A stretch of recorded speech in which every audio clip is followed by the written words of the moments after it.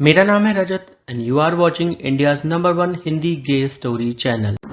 कहानी को शुरू करने से पहले दोस्तों मैं चाहता हूं कि आप इस वीडियो को लाइक कर दें, कमेंट करें, चैनल को सब्सक्राइब करें और इस वीडियो को कहीं पर भी शेयर ज़रूर करें।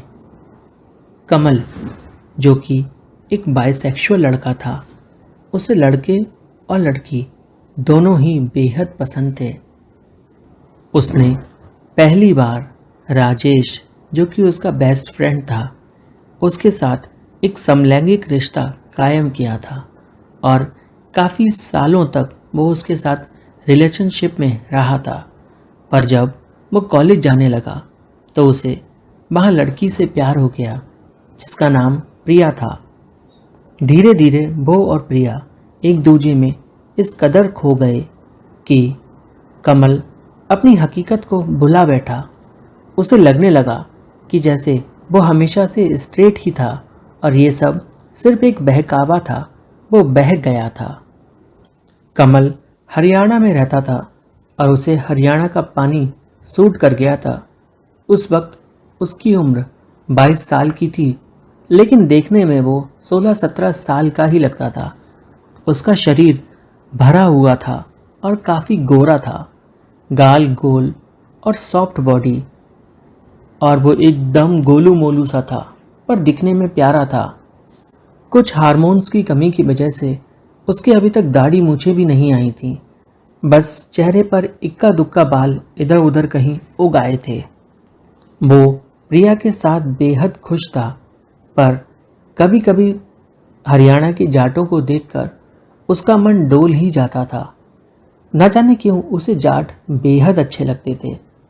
उसको शुरुआत से ही जाट और पंजाबी लोग बहुत पसंद थे, पर जब से उसने गर्लफ्रेंड बनाई थी तब से वो इस सब के बारे में भूल सा चुका था।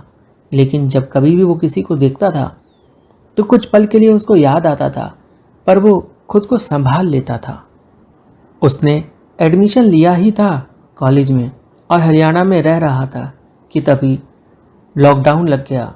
कोरोना बीमारी आ गई जिसके चलते वो हॉस्टल में ट्रैप होकर रह गया और किसी के साथ भी वो बाहर जा नहीं सका। हॉस्टल में 2-4 लड़के ही बचे थे जो उसी की तरह दूर किसी स्टेट से आए थे। मेज़ वाले ने खाना देना भी बंद कर दिया था। दूसरा कोई उपाय भी नहीं था। क्या करता, जैसे तैसे बैग में कुछ कपड़े डाले और पैदल ही निकल पड़ा, क्योंकि ट्रक टेम्पू ये सब मिलना थोड़ा सा मुश्किल हो गया था और बसें तो बिल्कुल चल ही नहीं रही थी। सिर्फ बाहरी वाहन जो सामान ले जा रहे थे बस वो ही अलाउड थे। बाहर बहुत ही भयावह स्थिति थी, लेकिन कमल के पास कोई भी उपाय नहीं था। क्या करता, घर तो पहुंचना ही था, नहीं तो वो ऐसे ही भूखा मर जाता। कुछ ट्रक चल रहे थे इमरजेंसी सामान ले जाकर, वो भी निकल पड़ा।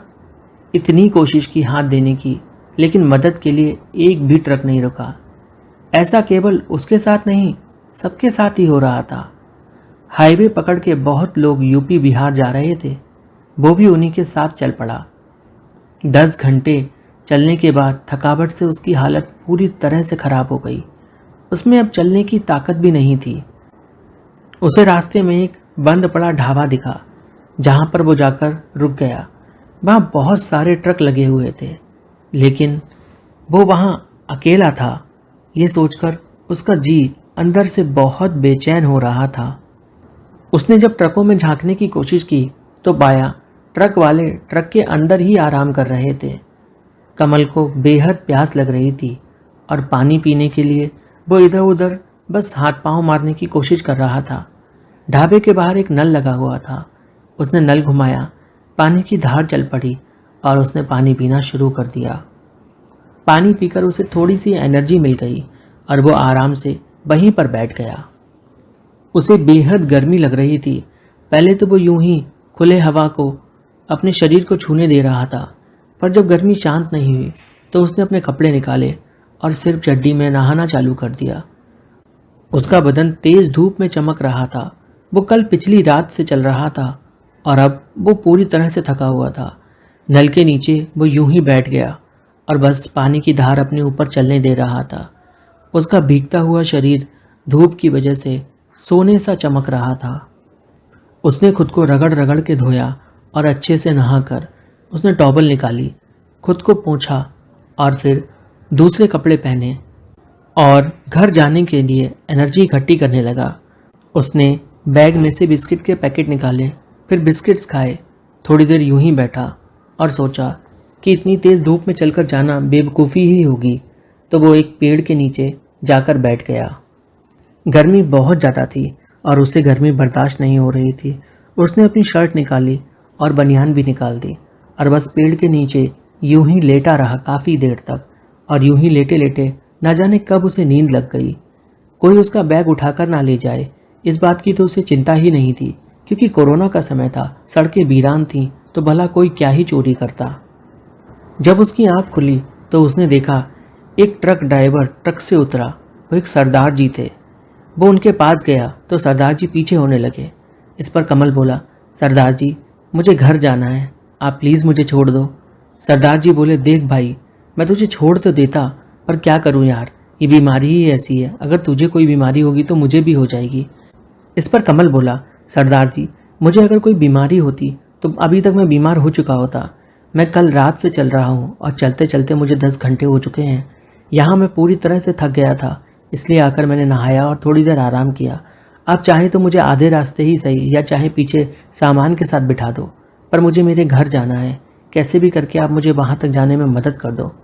सरदार जी कुछ देर सोचते रहे, फिर उससे उसका घर का पता पूछा और बोले, चल अच्छा ठीक है, आ जा, तू पीछे बैठ जा सामान के साथ। कमल पीछे सामान के साथ बैठने लगा तो सरदार जी बोले, वैसे मैं तुझे काफ़ी देर से देख रहा था, तू काफ़ी थका हुआ लग रहा है, चल अच्छा आ जा, आगे ही बैठ जा। पक्का ना तुझे कोई बीमारी नहीं है ना, कोरोना नहीं है तुझे? कमल ने कहा, नहीं सरदार जी, मुझे कोई कोरोना वोरोना नहीं है, मैं एकदम सही हूँ और बस मुझे मेरे घर जाना है। सरदार जी ने उसे गौर से ऊपर से नीचे तक देखा। वो बड़े ध्यान से उसके मांसल शरीर को देख रहे थे और उसे। कमल ने पूछा, क्या देख रहे हो सरदार जी? सरदार जी बोले, लड़का तो तू बहुत हष्ट पुष्ट है, शरीर भी तेरा एकदम सुडौल है, तो ये उघारा क्यों घूम रहा है, कपड़े क्यों नहीं डाले तूने? इस पर कमल बोला, कपड़े मैंने इसलिए उतार दिया था क्योंकि मुझे गर्मी लग रही थी, और क्या करता, शर्ट पहनता तो और भी गर्मी लगती। सरदार जी ने कहा, चल कोई नहीं, ट्रक के अंदर आ जा, कोई गर्मी नहीं लगेगी अब तुझे। सरदार जी बोले, मैं तो तुझे छोड़ दूंगा, तुझे जहाँ जाना है, पर ये बता उसके बदले में मुझे क्या मिलेगा? कमल सोच में था, पर फिर भी उसने कहा, मेरे पास सिर्फ 400-500 रुपये हैं और मुझे मेरे घर झारखंड जाना है। अगर आप छोड़ देंगे तो आपकी बहुत मेहरबानी होगी, मदद कर दीजिए मेरे, क्या करूं मैं? सरदार जी सोचते रहे, फिर बोले, चल कोई नहीं, अब बैठ, तो तू गया ही ट्रक में है, जब मैं उतारूंगा तभी उतरना, अब बस बैठा रहे। गर्मी से कमल के गाल एकदम टमाटर की तरह लाल हो गए थे। सरदार जी ने कमल की जांघों को सहलाते हुए बोला, ओए तुसी चिंता ना करो, आराम करो, काफ़ी थके हुए हो। और उसने हल्के से कमल के गालों की चिकोटी काट ली। ट्रक में ड्राइवर के बगल में एक और सीट थी, कमल वहीं बैठा था। पीछे देखा तो एक लंबा बेड जैसा लगा था। कमल ने उससे पूछा कि क्या मैं इस पे सो सकता हूँ? तो सरदार बोले, सो तो सकता है, पर वो बेड किसी और का है और मैं सामान पहुँचाने जा रहा हूँ, और अगर तू उधर जाएगा पीछे तो तुझे गर्मी लगेगी, क्योंकि दरवाजे पीछे से बंद है। कमल ने भी कुछ नहीं कहा, वो बस सीट पर यूं ही बैठा रहा। बैठे बैठे कब उसकी आंख लग गई उसे पता ही नहीं चला। 2-3 घंटे बीत चुके थे। ट्रक रुका, कमल की आंख खोली, देखा तो सरदार जी ट्रक में नहीं थे। कमल हैरान होकर उन्हें इधर उधर ढूंढ रहा था। वो ट्रक से नीचे उतरा और देखा तो सरदार जी झाड़ियों में से आ रहे थे। कमल भी फिर गया और उसने भी टॉयलेट की। उसके बाद सरदार जी ने उसके हाथ धुलाए और दोनों ट्रक में वापस चढ़ गए। सरदार जी ने कमल से पूछा, तुम्हें भूख तो लगी रही होगी? कमल ने कहा, हाँ लग रही है। तो उन्होंने पूछा, क्या खाया तुमने पूरे दिन? कमल ने बिस्किट के पैकेट निकाल के दिखाए। सरदार जी बोले, ओए होए, कितना बुरा हुआ, कोई बात नहीं, मेरे साथ खा ले, ये ले आलू के पराठे। सरदार जी ने कमल को आलू के पराठे खिलाए। कमल ने भी खूब अच्छे से खाया। दोनों ने मिलकर बहुत अच्छे से खाना खाया। उसके बाद ट्रक फिर से चालू हो गया। कमल ने सरदार जी से पूछा कि क्या आप पूरी रात ट्रक चलाने वाले हो? सरदार जी बोले, हाँ दोस्त, चलाना तो पड़ेगा ही। कमल बोला, फिर आप सोओगे नहीं क्या? सरदार जी बोले, अगर मैं सोऊंगा तो तुझे घर कैसे पहुंचाऊंगा? इस पर कमल ने कहा, इतनी भी मुझे घर जाने की जल्दी नहीं है। आप ट्रक पार्क कर लो साइड में, हम दोनों सो जाते हैं अच्छे से, कल सुबह निकलेंगे फिर। रात तो काफ़ी गहरा चुकी थी, 11 बज रहे थे। सरदार जी ने ट्रक को साइड में पार्क किया और पीछे का दरवाज़ा खोला। कमल और सरदार जी दोनों पीछे चले गए और बेड पर पहले सरदार जी लेटे, फिर कमल लेट गया। कमल को नींद नहीं लग रही थी और उधर सरदार जी वो भी बेहद बेचैन थे। धीरे धीरे करके दोनों बातें करने लगे। बातों बातों में सरदार जी ने अपनी जवानी के कई किस्से सुनाए और कमल ने भी उनको अपनी पूरी दास्तान सुना दी। इस दास्तान को सुनाते सुनाते ना जाने क्यों कमल के मुंह से उसके दोस्त का जिक्र हो ही गया और धोखे से उसने अपनी सेक्सुअलिटी के बारे में सरदार जी को बता दिया। सरदार जी ये सुनकर बोले, तुसी बाइसेक्सुअल हो? कमल बोला, जी हाँ। सरदार जी बोले, मैं भी बाइसेक्सुअल ही हूँ। दोनों यूं ही बातें करते रहे। बातें करते करते कमल ने अपना हाथ सरदार जी के ऊपर रख लिया। सरदार जी बोले, ये ना करो, ये करोगे तो फिर बात आगे बढ़ जाएगी।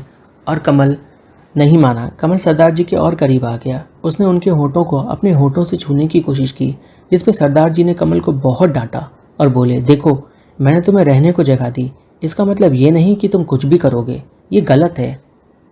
कमल बोला, माफ़ कर दीजिए, पर मैं क्या करूं, मुझे आप बहुत अच्छे लगे। सरदार जी बोले, अच्छे लगना और प्यार होने में बहुत अंतर है। तुम भी मुझे अच्छे लगे, पर इसका मतलब ये नहीं कि मैं तुम्हारे साथ फिजिकल हो जाऊं। मैं तुमसे प्यार नहीं करता और तुम्हें बताना चाहूँगा, मेरा एक बंदा है जिससे मैं बहुत प्यार करता हूँ। बहुत अजीज़ है वो मुझे, मेरे दिल में ही रहता है वो।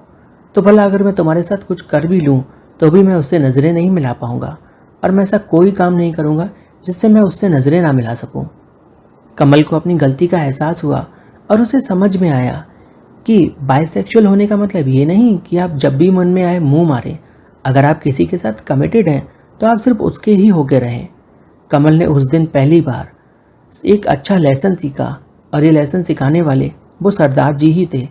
उसके बाद से कमल ने कभी भी अपनी गर्लफ्रेंड को धोखा नहीं दिया, और जब गर्लफ्रेंड के बाद उसका एक बॉयफ्रेंड बना तो कमल ने हमेशा उसका साथ दिया।